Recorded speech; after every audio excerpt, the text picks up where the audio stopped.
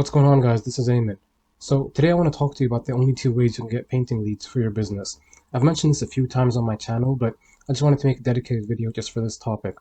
And these two ways, or these two buckets, basically every lead generation method falls under these two buckets. Just one of these two. So it's either demand capture or demand generation. So we're going to talk about what it is and why it's important that you know what it is. So demand capture basically just means that you're getting leads from people who are actively searching. So demand is making itself known, and you're just capturing it as it's making itself known, okay? So people already need a painter, and they're searching, okay? And then you come up for them. And these people, obviously, are easier to close, and they close quicker than demand generation leads. So if you have experience getting leads from different lead sources, you've probably noticed the differences between them. So Facebook leads take a bit longer to close than, for example, Google leads. So you can only capture the people searching, and there's always fewer of these people than if you were generating demand from the entire market. And once that pool is exhausted, the pool of people searching, then you need other methods. There was a study, I think, that said that at any given time, only 3% of the market is looking to buy. So that's 3% of the market. If we assume that number holds true for every industry, let's just assume it does.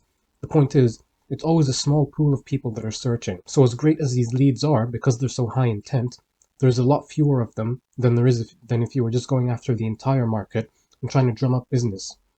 And that's exactly what demand generation is. With demand generation, you're creating interest in your services in someone who wasn't even searching to begin with. So they were doing something else and you appeared for them. You're planting the idea in their head that they should paint their house, that, it's been long enough and better sooner rather than later. No need to keep putting it off. So they're not going to convert right away. And these people are going to need more follow-up, and they're probably going to close at a lower rate, all else being equal. This is most people, like I said. This is the majority of the market. So as you can see in this picture, with demand capture, the person is actually sitting at their computer and they're actively seeking you out, okay? They're looking for painter near me, interior painting companies in my area, and then ideally, they see either your organic website, your Google Maps listing, or your Google Ads. So that's demand capture, okay? They actually have a problem and they're looking to solve it. With demand generation, they were doing something else. They were scrolling on their phone on Facebook, for example, and you showed up for them. So they're doing something else when they come across your ad on Facebook, for example, and you just put the idea in their heads, and they're thinking, okay, yeah, that is a good idea. I should probably get painting really soon. And then they scroll. They're not going to convert right away because, like I said, the intent is so much lower. It's going to take a few times of them seeing your ad and maybe doing a bit of searching themselves, and then not converting right away, going back onto Facebook, seeing your ad, and then filling out your form. So that's the way it works with these demand generation leads. And the reason this idea is important is because understanding this concept helps you understand which sources you should be putting effort to, depending on cost, because there is a difference between these two, lag time, and scalability. So lag time basically just means how long does it take to start getting leads, how long does it take to start working. And scalability is obvious. How much more money can you put into any platform that falls under one of these buckets before you start seeing diminishing returns? So let's take these one by one.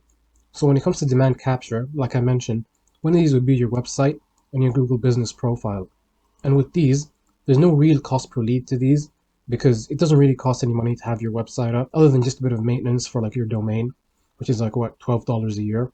It just costs to rank the website and to keep it ranked. So if you've got an SEO agency that takes care of this for you, that's your only expense.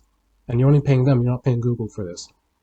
And it takes about a minimum of 3 months to start seeing results. And this is going to depend massively on the amount of competition in your market. So this is a medium to long-term play, ranking your SEO, your website, and your Google Business Profile. And as long as you're showing in the top spots, it doesn't really have to be the top 3. As you can see here, I'm sure these companies are getting plenty of business, even though they're not in the top 3. And above this, by the way, with the Google Business Profile. So in my opinion, that's actually more important than the website. But anyway, you don't have to be in the top 3 and, other than that, you're not making money. That's not the way it works. As long as the website is user-friendly and it's ranking pretty high, you're going to get leads, okay? You're going to capture some of that demand. Now, another way to be found as people are searching for your services is by using Google Ads. With Google Ads, you pay per click. So each click on your ad, that's got a certain cost to it, and that varies by market. This can get really expensive due to competition. Because Google Ads and basically all online advertising, it's an auction system. But especially Google, because you're paying per click. So the person willing to pay more, and it comes down to other things like how good your ad is, how good the website or landing page that you send people to is, that all affects how expensive your clicks are. So something like this, that's going to generate leads quickly because you can just pay money and then your ad will be shown at the top of Google. If you're paying enough money, that is, if you're bidding high enough, probably within a week. And this is scalable until you're showing up for most searches, which, like I said, at any one given point, it's the minority of the market. It's not the majority. And that point is around 80% impression share. And I talked about this a bit more in a video called Most Important Google Ad Metrics. So when you're getting 80% impression share, that means you're showing up for 80% of searches that you could possibly show up for. Okay? 80% of searches that are looking for painters. Once you start showing up for 80 beyond that, it's kind of like diminishing returns. There's really no point to go up after 80. All right, so that's everything for demand capture. Now let's talk about demand generation. So as I mentioned, one of the biggest and best ways to do this, the biggest platform for this, is Facebook ads. And with Facebook ads, you're paying for your ad to be shown to people. So you're basically buying eyeballs, if you've heard that expression. And this is much cheaper than Google ads, okay? And you're able to generate leads quickly this way within about a week. Again, it depends on how you run your ads, but generally, if you've got everything right, you should start getting leads within a week.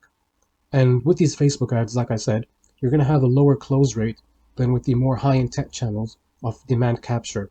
And it does take a bit longer to close the deal. It takes a bit more follow-up. And the thing with Facebook ads is that they're very scalable because, like I said, you're advertising to the entire market. You're advertising to your entire area in this like scattershot approach, like radius approach to literally anybody on Facebook, even the ones that aren't looking for painting. So that's the majority of the market. So depending on how big or small your area is, it's going to take you a very long time before you start seeing diminishing returns. You can easily spend upwards of like $10,000 a month on Facebook before you start seeing diminishing returns. And even with diminishing returns, you are still making a profit, even if your ROI isn't as big as it once was. Like the absolute amount that you're making, that's obviously still bigger than before. And the last method I've got here is door-to-door marketing, flyers, and direct mail. Now, obviously, these are demand generation because obviously, like I said, these people aren't looking to paint. You're trying to put the idea in their head, and this needs a lot of volume to work, okay?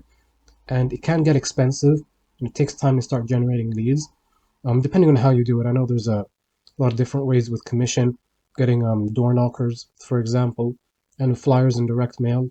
Again, that also can get expensive. But if you know your numbers, you know how many like flyers or direct mailers you need to send out, or how many doors you need to knock on to get however many estimates, or how many hours you need your reps to do to get however many estimates. If you know those numbers, then you can scale profitably, as long as you're keeping everything within the margins that you're happy with. Now, even though I don't have a lot of pros for these three methods, that could just be partly because I don't have much experience with them personally, or any experience with them, just, what I hear from contractors. So you might want to look into this more than the digital methods as well, depending on where you're at in your business. Now, like I said, this is really important because this lets you know which lead sources you should be putting effort into. So, for example, if you're a new painting company, then maybe you should, and you don't want to buy leads, you don't want to buy Angie leads, then maybe you should look into Facebook ads because, like I said, they're pretty cheap and you can generate leads quickly. But because they're lower intent, you're going to need to be good on the follow-up process. So try to call leads within 5 minutes, for example.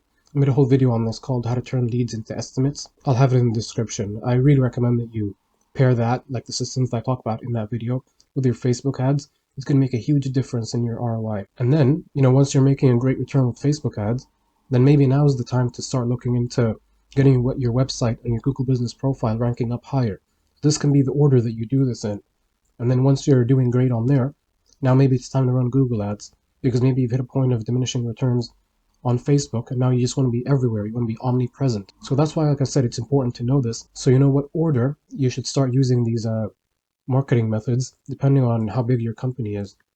And that's basically everything I've got for this video. I hope you found it useful. If you have any questions, you can leave them in the comments. And if you're looking to generate more estimates for your painting business, then you can go to my website. It'll be linked in the top comment and we'll have a conversation. But other than that, thanks for watching and I'll see you in the next one.